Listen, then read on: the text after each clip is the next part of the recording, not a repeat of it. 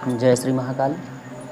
अगर आप लोगों को तंत्र जगत में आना है तो आप लोगों को सबसे पहले एक शक्ति को मनाकर रखना पड़ेगा जो आपका कभी साथ ना छोड़े।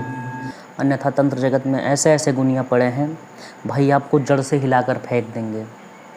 और आप लोग जब तक 1 साल प्लस सेवा ना कर लें किसी भी शक्ति की, तब तक किसी भी तांत्रिक से उलझने की कोशिश मत करना, अन्यथा पता नहीं चलेगा कि आप कितनी समय तुम उड़ गए।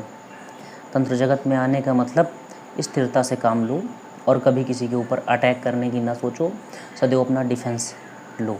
ठीक है, अपने डिफेंस में रहोगे तो कभी कोई तुम्हारा बाल वाका नहीं कर पाएगा। अगर अटैक करने की सोचे भी तो फिर चले जाओगे, तंत्र जगत में रुक नहीं पाओगे। और जिसके लिए आज हमने वीडियो बनाई है, आज हम आपको बता दें तांत्रिक के पास विशेष क्या होना चाहिए। तांत्रिक के पास सबसे पहले तो 3 शक्ति होनी चाहिए।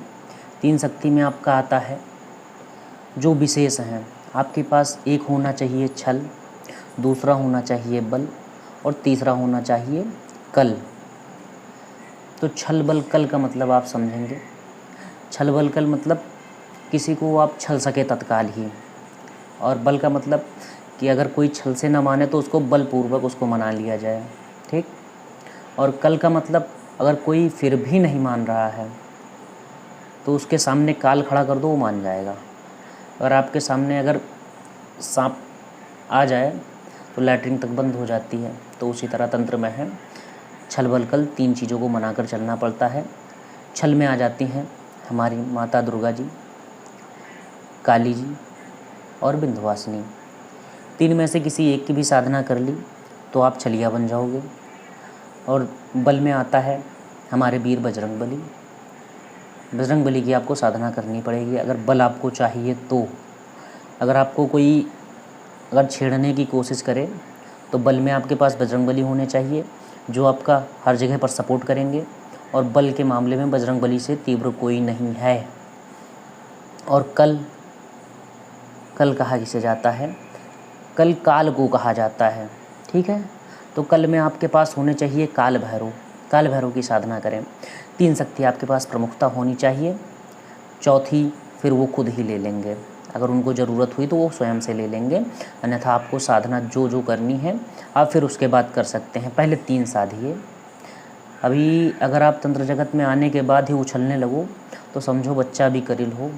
अभी तंत्र में उछलो ना, अन्यथा छोटे छोटे गुनिया भी आपको उखाड़ कर फेंक देंगे, इतनी क्षमता होती है।